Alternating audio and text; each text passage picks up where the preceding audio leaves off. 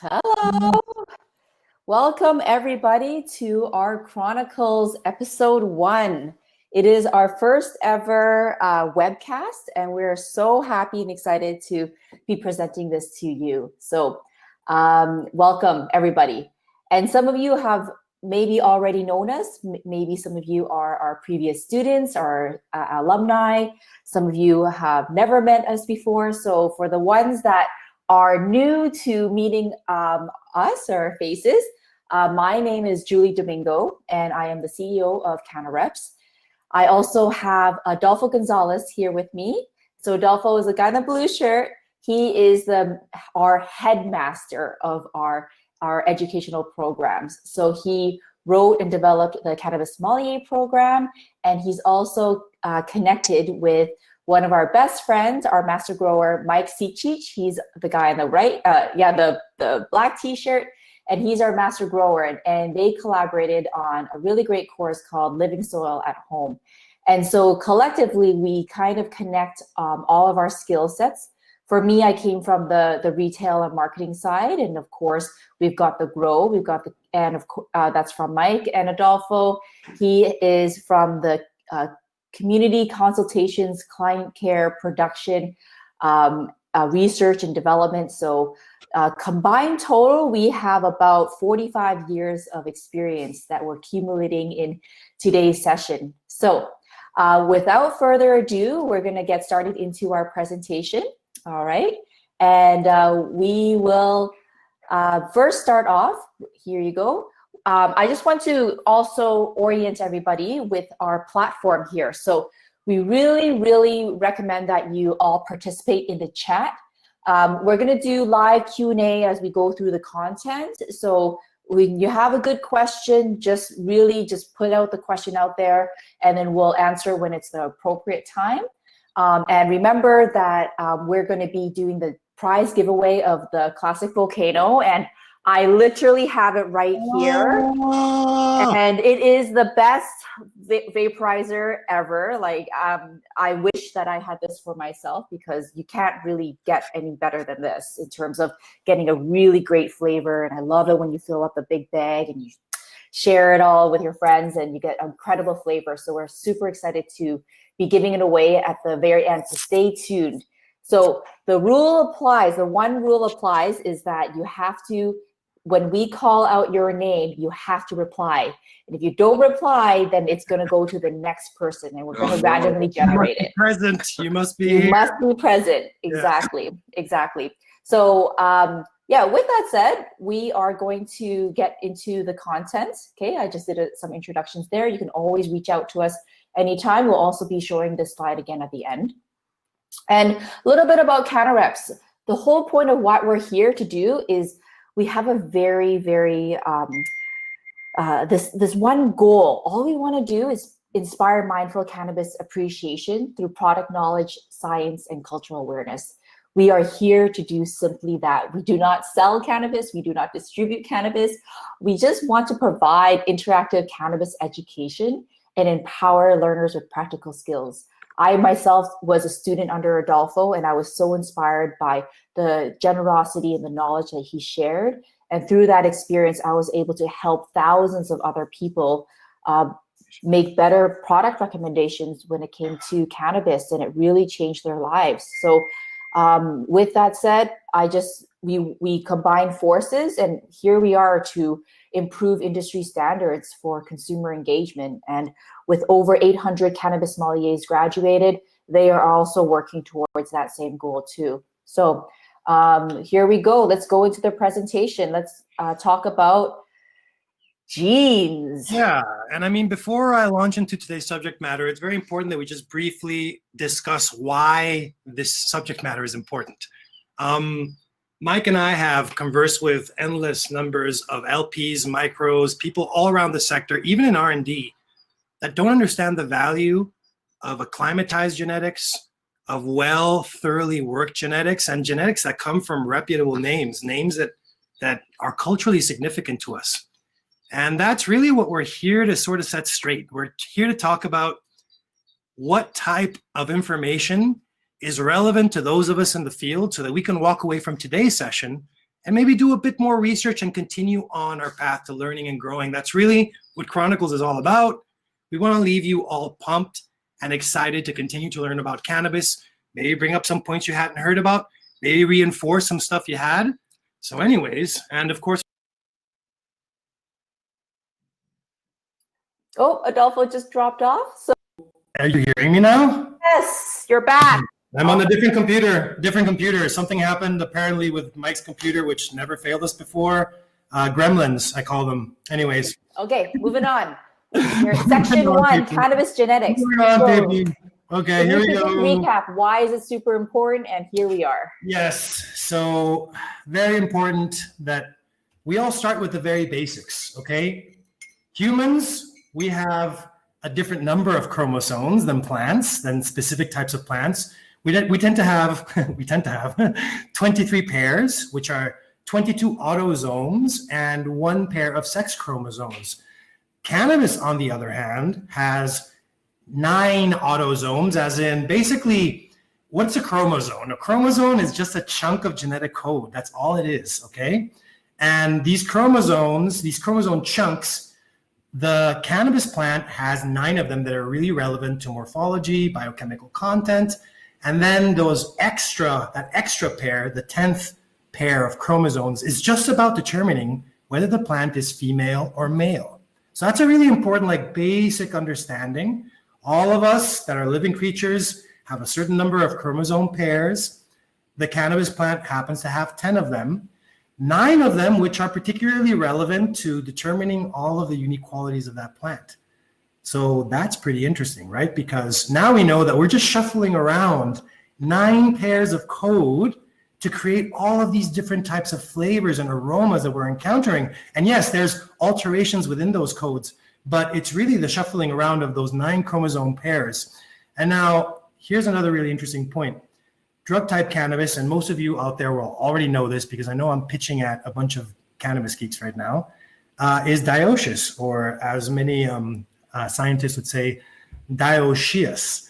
And dioecious plants are essentially plants that have both male and female. And for males, it looks like a flower. It's a very small flower. We call them banana flowers because they're yellow, very small, and they're essentially just pollen sacs. This is part of the material that we cover in our course. If this is unfamiliar to you, strongly recommend that you sign up for a CannaReps course, at least level 1. But the important part that I want to build on here is that this explains something to you. Every cannabis plant has a mother and a father in nature. There's a male and a female. And this type of genetic exchange creates the opportunity for plants to be particularly varied in their potential biochemical and morphological expressions. So that really explains to you a lot about why cannabis doesn't really provide a lot of stable seed unless people work on it for a long time. When I say stable seed, I mean seed that's able to provide offspring that has predictable morphological and biochemical constituents, okay? So when it comes to males and females, there's this one particular hormone, and this is an extra piece of bonus here because most of the content I'm presenting today is not part of our course. It's totally novel, and it's going to help all of you to amp up your knowledge a bit. Ethylene is one of the 5 major hormones that govern most plants out there, growth and let's say how the plant forms. Ethylene specifically. Oh, Mike is here now as well to join us. Yeah, I think maybe the signal's bad out there or something. It's working? Yeah, it's working. I was looking at the computer. Okay, well, I'll just finish this portion and then I'll go back there, just to make sure that we finish it here. So the ethylene is basically a type of hormone that specifically regulates if a plant results in being male or female. And this is really important for breeders because modern breeders have taken advantage of this knowledge. There's a method that we use. The common term is STS. Maybe many of you have heard it. Silver thiosulfate sprays basically will make your bud produce male flowers. So a female bud, you spray this, it's essentially a liquid, they sell it typically, unless you're mixing it yourself, it's a powder form.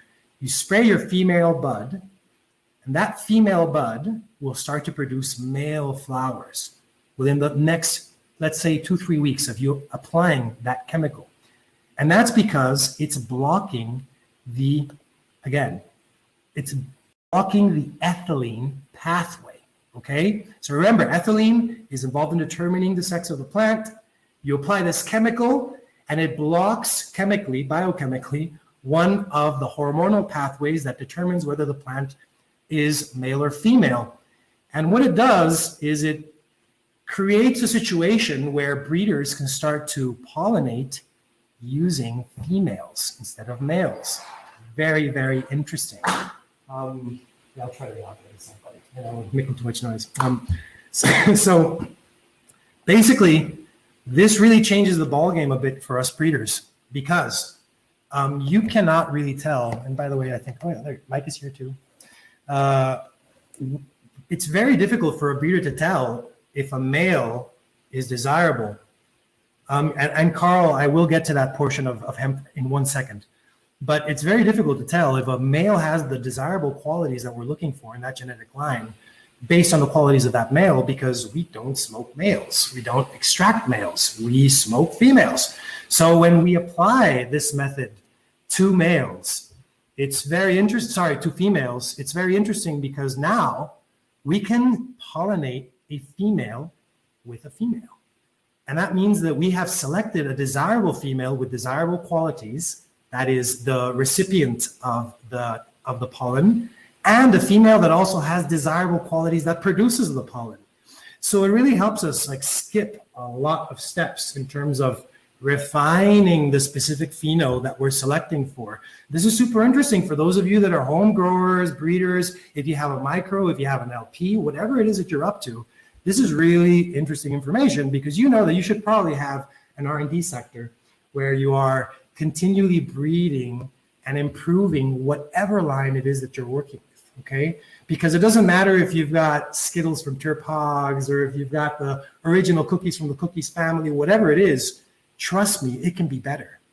It can be better. And the way that you make any line better, you only have a cut, for example. People are scratching their heads, cookies is a cutting only variety. How can I breed with this? Well, turn that female into a male, pollinate a female from the same cutting line, and voila, you have yourself not a completely stable seed line, by the way.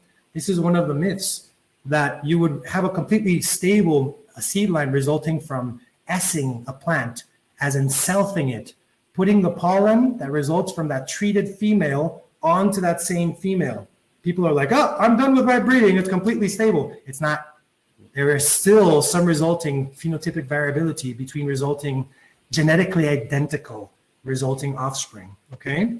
And then what you would do is you would grow those phenotypes and then select against those traits that you're not looking for, right? Because in any case, anytime you're breeding, you're always breeding towards a goal, whether it's, pest resistance, disease resistance, increased vigor, increased potency, increased terpenoid count, these kinds of things. So, and Andrew, I'm going to respond to your question. You typically apply right when you flipped on the 12-12 cycle. And you won't apply once, you apply to basically where the stem is parting, any place where you would have a female bud developing, that's the place you're going to treat with the silver thiosulfate. You're not going to put it on the sun leaves. You're going to put it right on the spot that you would expect to bud, and you're going to apply that silver thiosulfate, typically in a spray form, during the initial onset of flowering, as soon as you flip to your 12-12 cycle. And then you'll repeat that weekly. Yeah, weekly for the first 2-3 weeks. Then you start getting your male flowers starting to grow on that fifi. Yeah? Okay. We need to move on because we got a ton of content, and I'm going to keep answering questions here. Okay. So where did seed companies and breeders get the original building blocks? Well, we basically got them from all over the world, from different growing regions. And there is the case also of hemp, which is the non-drug type form of the plant, which is primarily originating in the northern hemisphere.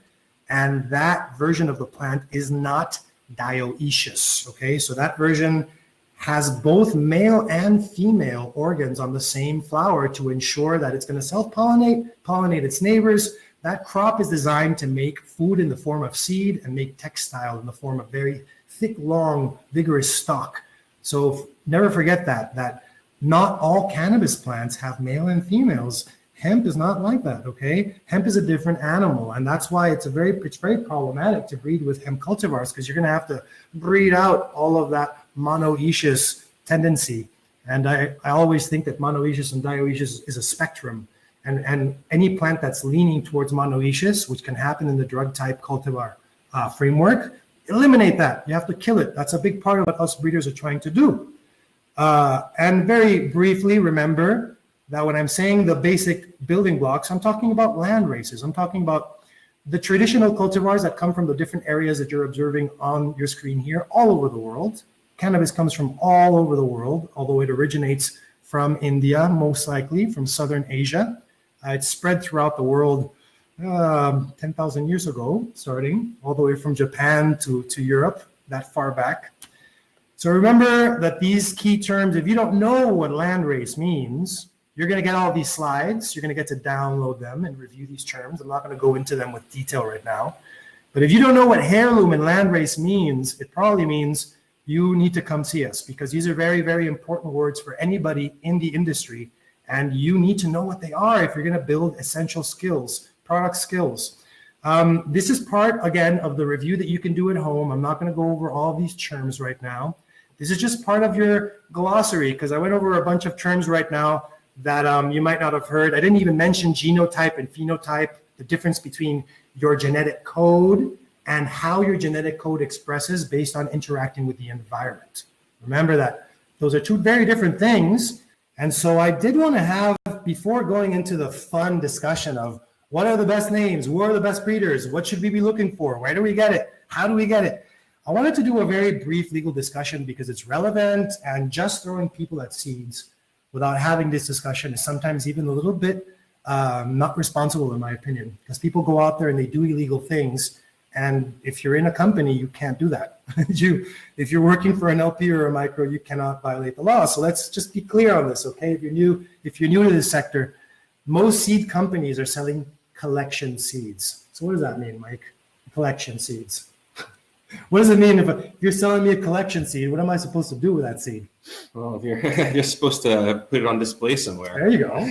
In a museum, Yeah, or right. at CannaReps for educational purposes. Yeah. But what you're not supposed to do is, legally speaking, is grow that seed. So for those of us that are home growers under medical license or just growing 4 plants at home, this conversation is much less relevant. You're not going to have inspectors crawling up your butt asking you for all of the paperwork for the specific gene that you're growing. But for those of you who are in micro LP land, the story changes, okay? Because any genetic that is grown or produced under your license must be registered at the time that your license is submitted with Health Canada. There is no other way, okay, of getting genes into the Canadian landscape legally, aside from registering your genes when you initially submit your application for whichever business model you're applying for. This also applies for nursery. So think about that, right? Every time you submit application, you have opportunity. Sorry, and I do have a question here from David that is very good. I'm going to answer it very quickly. Answer this live. If hemp plant are not dioecious, what percentage of THC or other parameter does cannabis sativa become dioecious? So, okay. So first thing I'm going to say about this question is that we need to remember that the only true sativa as classified by Linnaeus is European hemp, okay? Lamarck classified all drug type cannabis as indica. And we're not really going to get into that with a lot of detail right now because that's like level 2 material. Suggest you join us for class for that one. But remember that the THC percentage of a hemp plant is going to be incredibly low, under the 0.02 percentile according to European and Canadian law for a federally registered hemp cultivar. And remember, they are monoecious, so they are very stable compared to dioecious plants. That makes sense, right? Because you got 2 different parents. This parent is like always pollinating itself and its neighbors, and all of itself and its neighbors, they're very similar in morphology, biochemical content. Funnily enough, industrial hemp does not have a lot of CBD content, unlike what you may have heard. So it typically has maximum 1 to 2 percentile total CBD content. So it's not a very viable plant for large extraction, in my opinion. You want to be extracting CBD dominant drug type cannabis if you're going to be extracting the most delicious and efficient extraction plant. I hope that answers your question. Okay, so this is important though. You see, it brushed on a very important subject matter because, again, if you're growing hemp, don't think that you can just grow any plant and call it industrial hemp. We have a federal ledger that is literally only European hemp that produces very, very meager amounts of oil in general. Again, 1 to 2, 3 percentile is the maximum I've seen, mostly in phenola hybrids with X59, which is a specific cultivar that comes from Russia. And you'll find that a lot of really awesome hemp cultivars are Russian. Russians are really good at breeding hemp cultivars. So remember that in Europe, you have a very similar situation. So if you're thinking that you're just going to fly over to Spain and start a company and just throw all your genes into the market nice and easy, trust me, it's not that easy. It's the same kind of deal. In Europe, you can only breed with cultivars that are already registered under the federal, well, they have a union system, actually. It goes beyond the federal, and it's the most stringent of all parameters in Europe, in my opinion. And if you can get your genes into Europe, you can get them into anywhere. So yeah, play that game for sure. And remember that everything I'm telling you right now is just skimming the top. We're not doing an episode right now that's specialized on cannabis law because we are going to have that one day. But I thought that it was important to have this quick preface to the conversation we're going to be dropping now, which is the one me and Mike really want to be having with you, which is the delicious flavors. Where do you find them? Where do you get them? If you're breeding, if you want to breed, where are you going to get your building blocks? We can talk to you about that, okay? That's where we're going right now. So really important side here, breeders tend to use the following legal tools to protect their IP. IP is intellectual property, okay? People like Mike have intellectual property. He's been working on plants for a long time, and I've smoked his plants, and they're really special. So isn't it a good thing that people like Mike, whose head is hovering at the corner there really like eerily right now, don't you think it's cool that people like him, and maybe even people like me sometimes, get a chance to own our plants for at least a certain period of time and benefit from licensing and royalty agreements because he put his life into it, right? He's not just using random building blocks. He's an artiste putting specific pallets together that combine in a particular way that make him go wow. And he's hoping that it'll make you go wow too, right? So plant breeders' rights are really well protected in Canada compared to other countries like Mexico, where we have an actual department of the government that is like the equivalent of being part of the FDA here in Canada. I forgot what the specific department was. And basically you make your application, you ensure to prove that your plant is different in some essential way, and the government of Canada will protect you for up to 25 years, which is awesome for breeders. Trademarking is another really good pathway. Trademarking means that like maybe me and Mike come up with something that we call red sangria. And we want to ensure nobody else says that they have the real original red sangria because that was made by Mike. So we'll trademark the name to ensure that that name cannot be used by a random seed company saying, oh, we have the original cutting only version. No, the cutting only version is you can get it from here or nowhere else, right? Patenting, here's a word that I think I might have even skipped that slide. But it's a very important word, okay? Gynoecious. Gynoecious means that the plant is feminized. And when you alter, remember that I told you, like we hit that plant with some silver thiosulfate, and then that plant produces this pollen that if applied specifically to another female, we've knocked off that sex chromosome, that's the Y chromosome. It doesn't even exist anymore. It can't even present itself in the population in high incidence. So as soon as you create that alteration to the chromosome structure, now you can patent. This is a piece of information that some lawyers are going to want to charge many of you thousands of dollars for. And this is free to you, okay? This is, trust me, if you want to know about this type of information, keep showing up to our sessions because this is the type of stuff that these tools that I just put on the screen for you, people rack their brains. I did a ton of research trying to figure out how people were doing this. And that's the outcome of my research, okay? This is how you do it. This is how you claim ownership over your IP. Now, This is the good part. We're gonna get into the juicy juice. Go ahead, Julie. Go ahead. So right before there, do you mind just going to the questions and answering any relevant questions before we move on to the next section? I will. I'll try my best. We have a lot of content to go over, but I'm going to try my best to answer as many as I can, okay? Thank you for reminding me, Julie.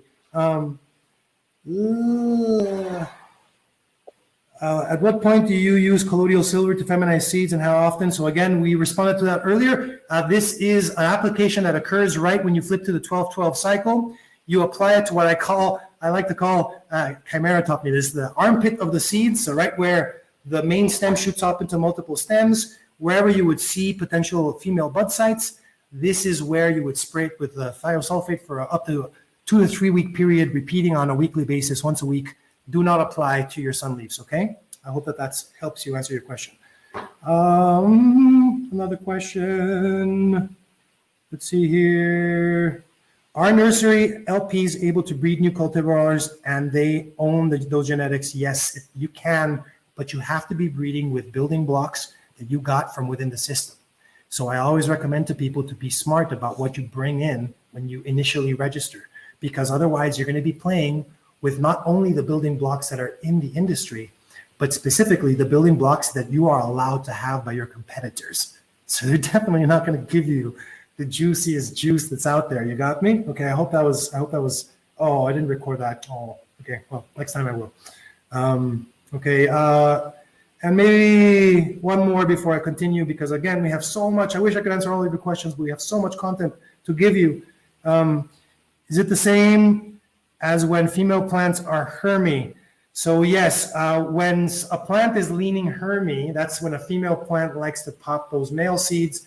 That's when a breeder like my man Mike here is going to say, hell no, I'm killing that version of the plant because that's expressing something in the gene pool that is not a desirable trait, much less for the market. You know, maybe a home grower could get away with something like that, but you're going to be growing for the mainstream market. That's not cool. Not cool. Okay, here we go. So we want to talk about our favorite names. We're going to blow through the classics because those are all names that you have already heard. So I'm going to just blow through the classics for you.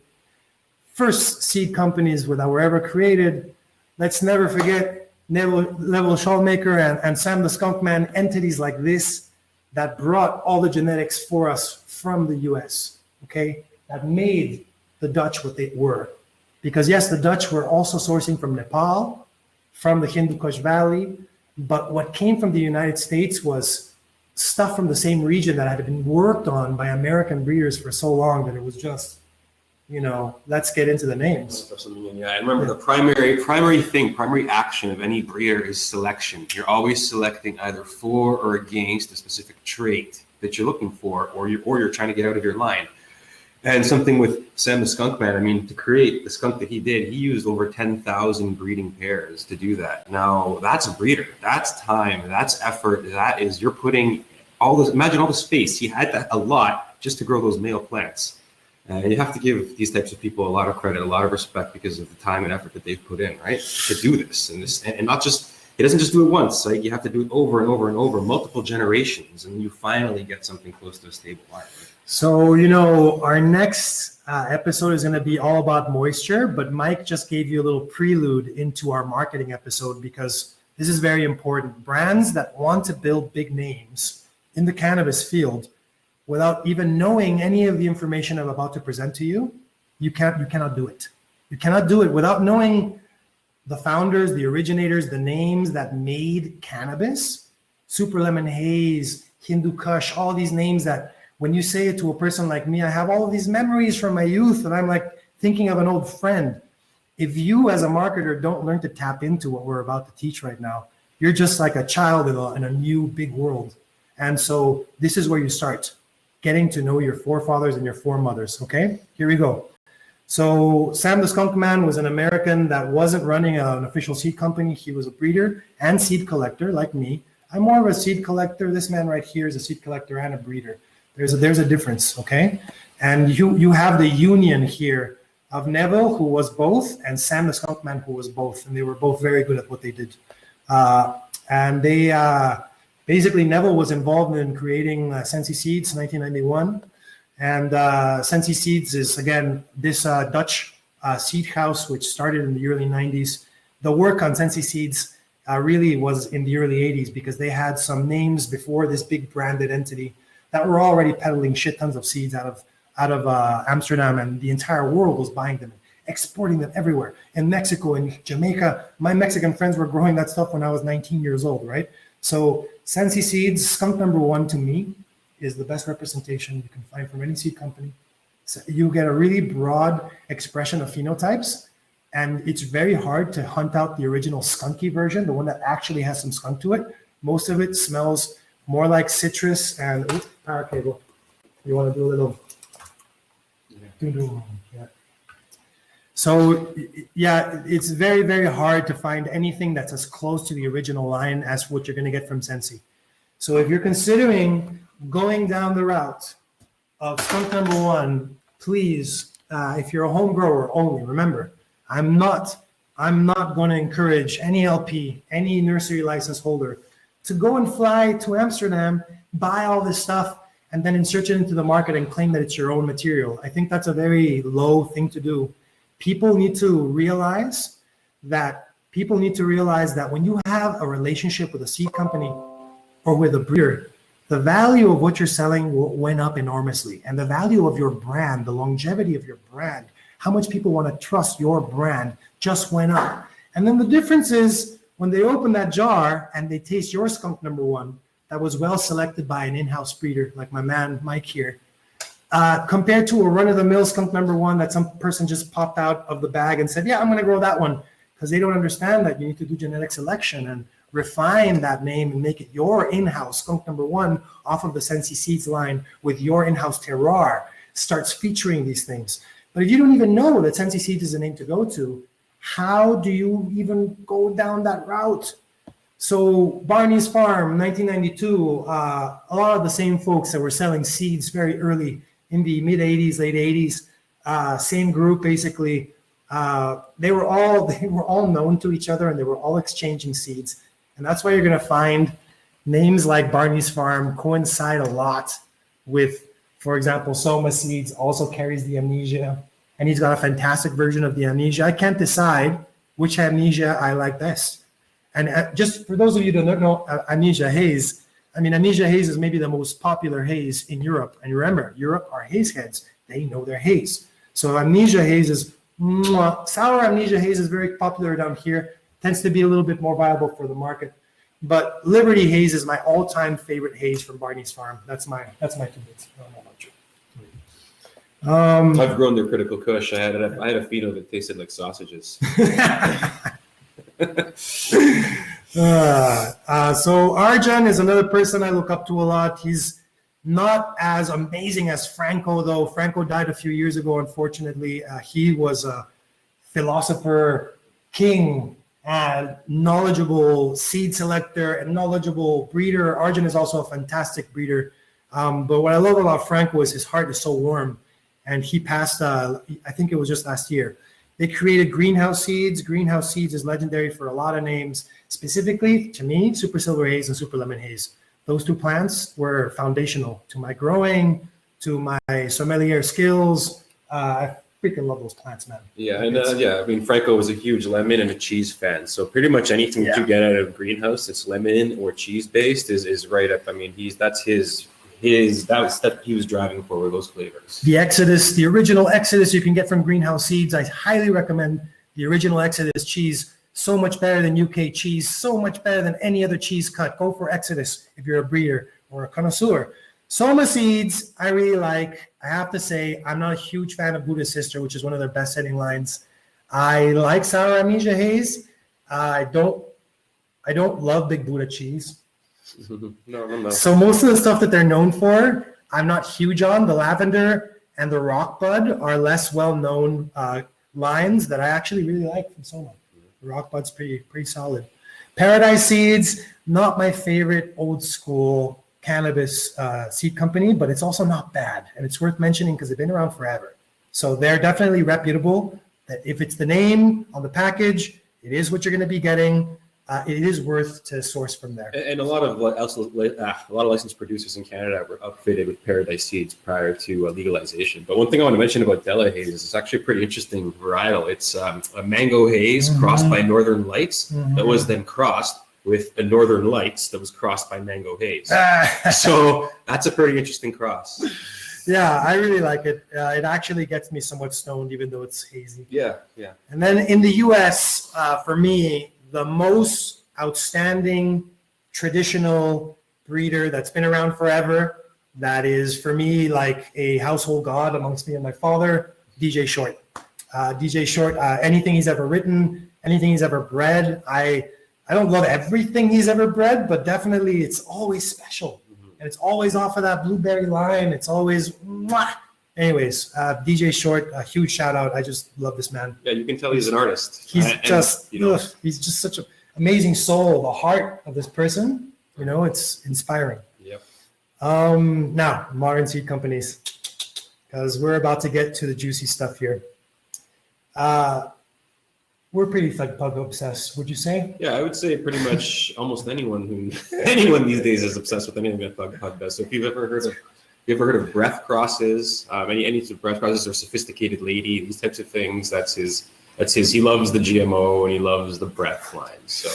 And remember, the GMO is not genetically modified organism. We're talking about the garlic, mushroom, onion, which is the legendary offshoot of the cookies line that it's just so very special, isn't it? Yeah. Its other name, aka garlic cookies, essentially. So you may have heard it called garlic cookies, but it's either GMO or garlic cookies. And remember, there is no such thing as GMO cannabis, okay? What I just talked about today, chromosomal alterations that create feminized seeds, that is real.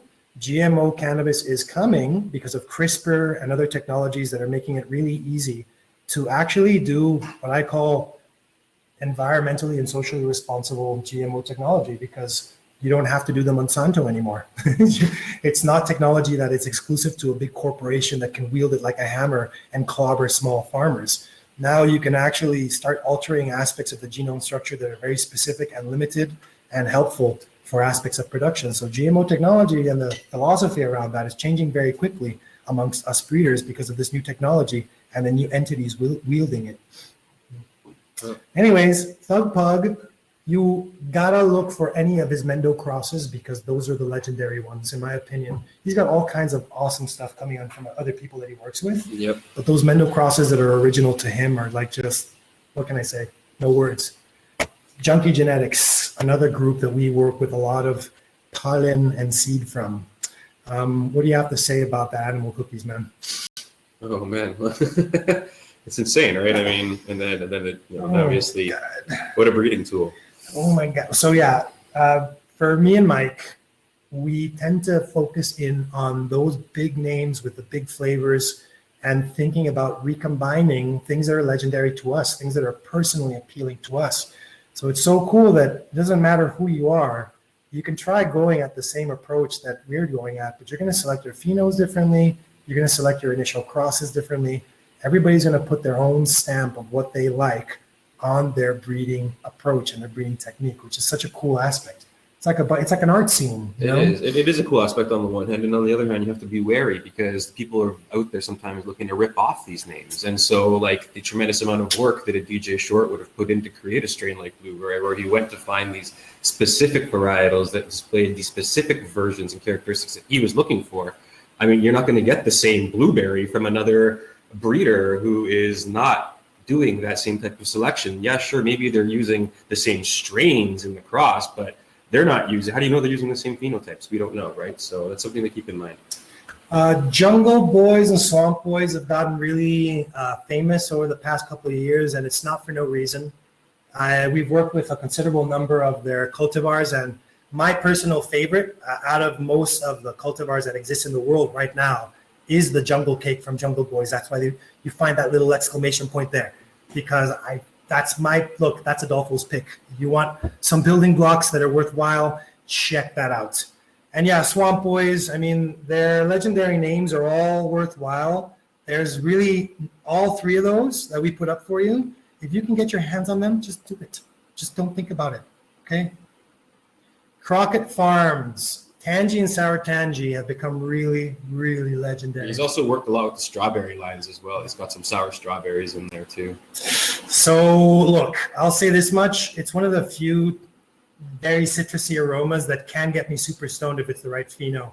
And again, citrus doesn't always tell you how it's going to make you feel, right? So this is one of those that surprised me. I was like, it smells like haze, but it doesn't affect me like a typical haze.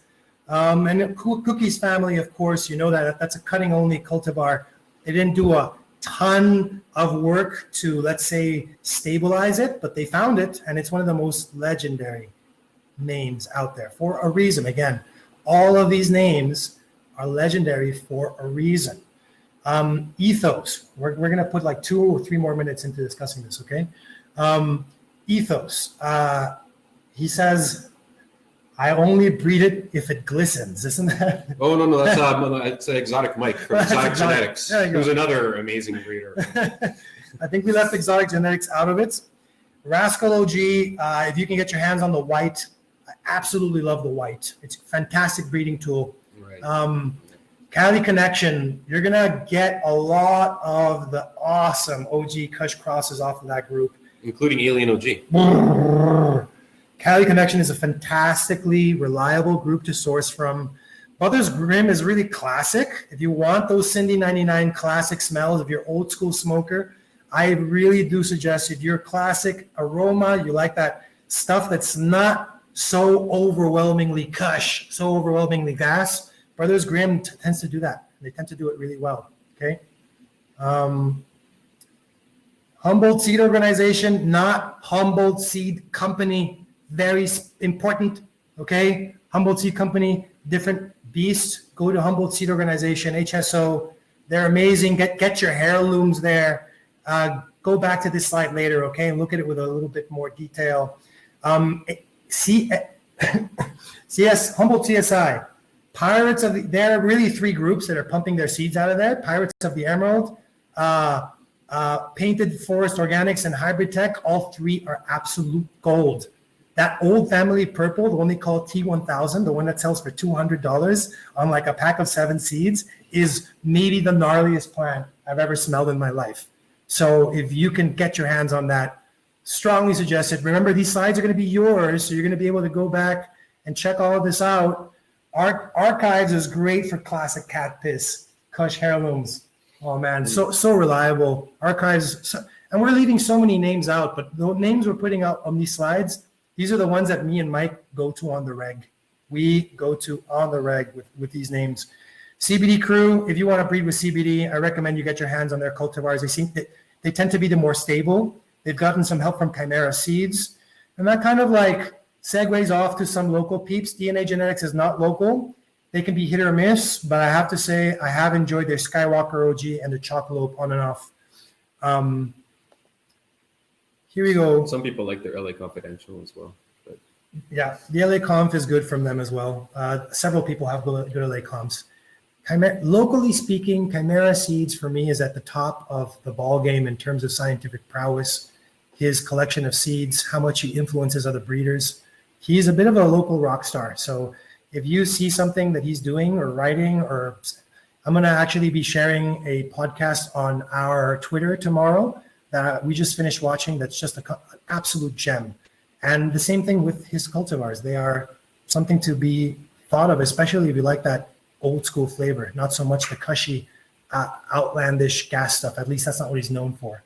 House of Great Gardener, again, more old school aromas. These local Vancouver peeps, well-established ones, more old school aromas. The Renee, Barbara, the High Glow, they're nice, but they're not cookies. They're not going to be, you know, the most pungent. And finally, this is where I'll leave you off. Remember, Texila Time Warp can do 20% THC outdoors, 2.5% total terpene content.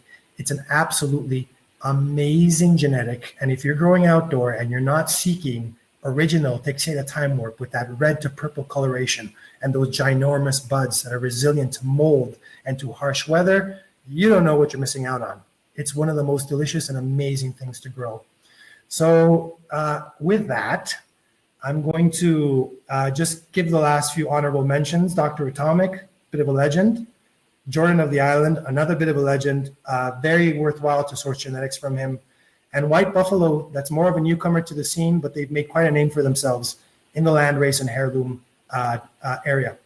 So here are some, a bit of a, let's call it bibliography for those of you that want to continue learning about all of this information that we've discussed. If you want to establish some solid bases as a breeder, as a grower, read these 3 books that I'm putting up on the screen for you, okay?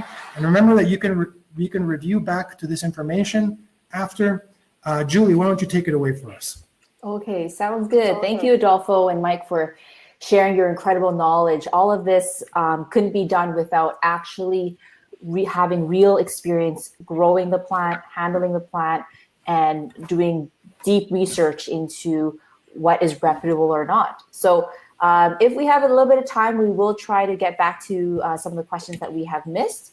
And for those that don't know, we will be sharing all the slides with you as a downloadable handout. So no worries about that. So what I'd love to introduce you or invite you to do is, if you found that this content was helpful and really informational, then we'd love to, join you in your cannabis learning journey and take your cannabis knowledge to new heights. This is something that profoundly changed my life, so much so that I, dedicated my life to working with Adolfo and Mike here and providing this education. Julie, remind people that we're announcing the winner of the volcano at the end of Julie's little talk.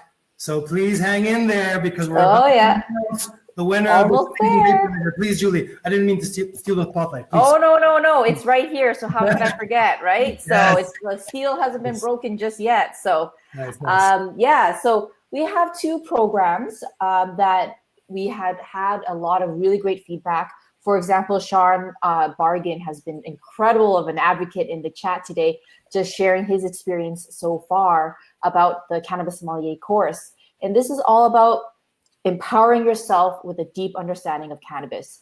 And at the end of the day, you want to be able to guide either yourself or others effectively and responsibly.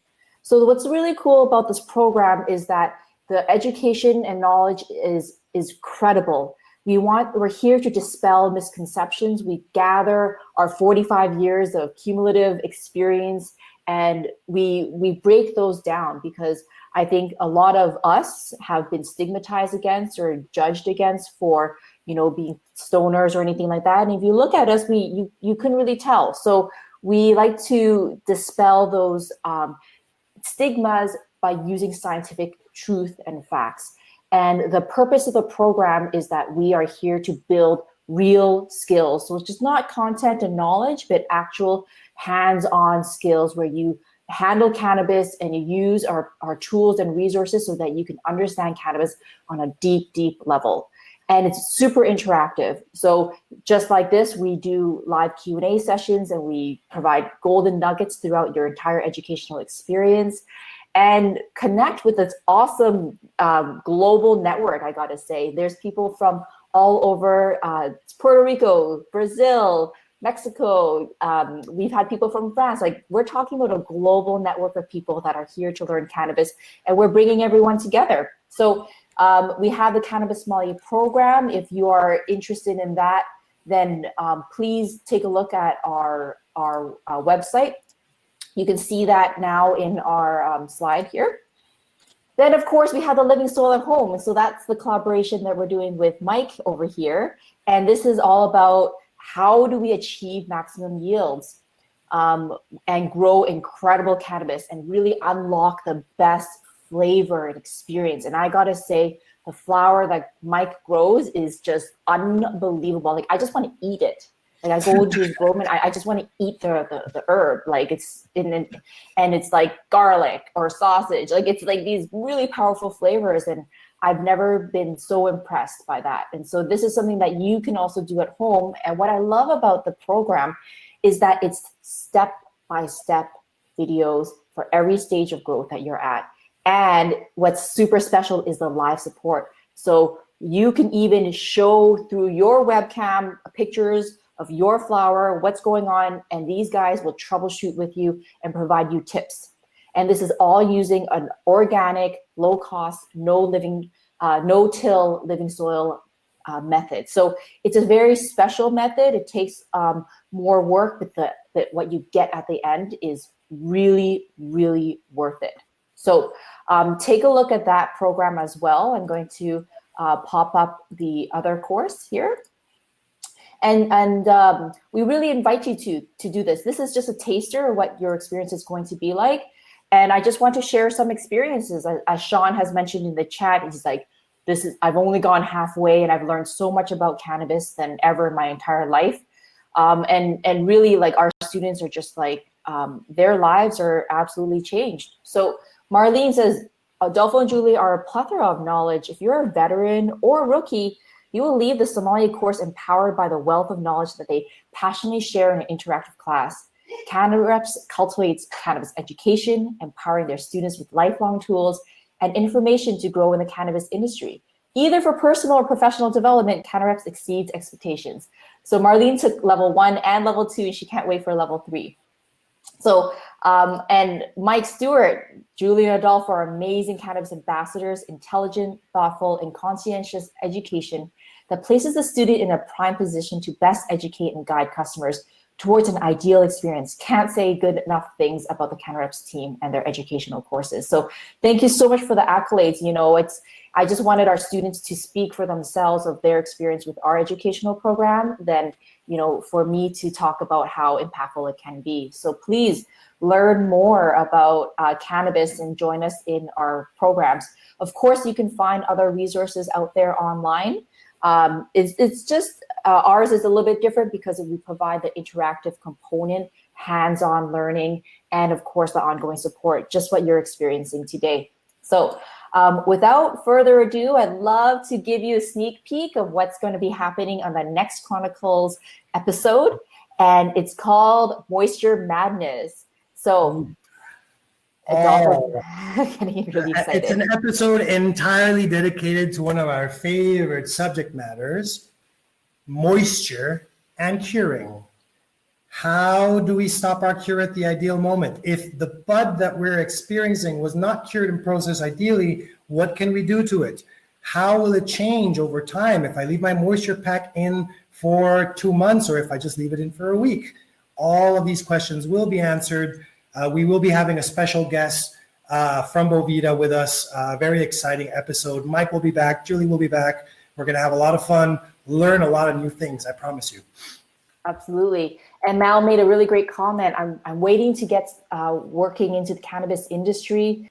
Can't wait to take this course. And absolutely, 80% of our students actually do work in the cannabis industry. And for example, Sujinder also mentioned that he works in the cannabis industry as well. So we stay really connected to a lot of our students, and not saying that we can guarantee you a job in the industry, but what we're saying is that this will provide you more than foundational knowledge and a perspective to become a responsible and effective cannabis representative in the industry. So you feel a lot more confident. So we are nearing the end. So let's do the let's announce, and then we'll tackle some questions last minute. Okay. So who is the winner of the volcano giveaway? All right. Who's it gonna be? So you have to be here. All right. Okay. So we just did a randomized draw of everybody that's here, and we're looking for Henry. Is Henry here? Henry. Oh. Uh-oh. Uh-oh. Henry, you got to reply. I hope not. And if you are available, you know, we'd love to share, you know, your screen. And Henry. Going twice. Henry, last chance, Henry. Okay, so runner up. We've got Henry Rebecca. Okay, next. Who's Rebecca? Rebecca, you here? Did you just ring Rebecca? No, Rebecca's here. Rebecca's here. Yeah? Where are you, Rebecca? Come on. Please respond. Oh, no. Rebecca. Nope. I know, Brody, you're here. I'm Come here. on, Rebecca. Okay, Oh. one more miss. Next Oh, on no. the list. Looks like nobody wants this volcano. Oh, you know the retail cost Okay, of this? next random draw. Next random draw. Hey, we're doing the draw right now. Give me a minute. I want. Oh my gosh, Rebecca, I know you're on. You're watching us, so you need Is to she be able to on there? reply. She has it on mute. Andre says. Okay, Yes. Andre. Okay, let's see if Andre's here. Andre. Andre is here. He said that we could call him Andre. Rebecca if we wanted, actually. Ah, I know he's here. Andre. Andre. Okay, Andre. where are you, Andre? Reply. Yeah, there he is. Okay. Andre, yes. Andre. Awesome. Oh, Andre gets it. Can we still call Oh, you? congratulations, Andre. No, Andre. Okay, where are you? Okay, Andre, I'm just trying to search for you. I want to see if you have access to your webcam, and then you can kind of celebrate here. Yes, for sure. We can still call him So, Rebecca. Andre, hi, congrats. That's awesome. Let's see here. Oh, come on, Andre. I just need you to here. There we go. Are we technologically capable of doing this, Julie? Well, I did. So, Andre, if you are Never able to knew that turn anyway. on your webcam and microphone, there is an option in the middle of the screen so that you can kind of, celebrate with us. If not, that's all right. Your way. Congratulations. Yay!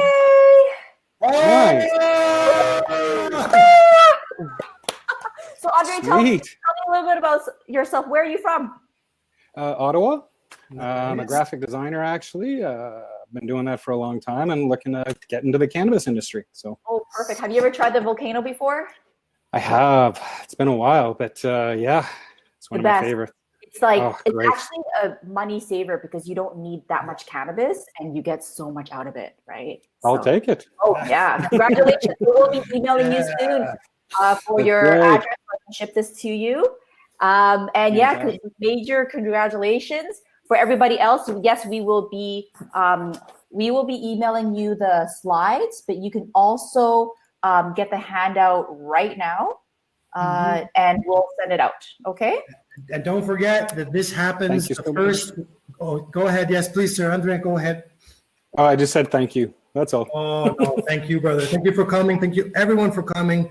Remember, it's the first Wednesday of every month at noon. There will be a giveaway every month, and we're going to be giving away lots of knowledge. So thank you all for coming. Really appreciate it. Yes. And if any of you would like to ask any additional questions or inquire, I really invite you to visit our website, CannaReps.ca. You can also email us directly at info@CannaReps.ca. So we will leave this slide open a little bit so all you can download the handout if you like, because it's live right now in the handouts column on your right-hand side of the screen. There's chat, poll, and then handouts. So you can go right ahead and download it so that all the information that Adolfo and Mike has shared today, you'll be able to access that. So thank you so much for everybody for attending, and congratulations, Andre. Thank you. Bye-bye. See you all.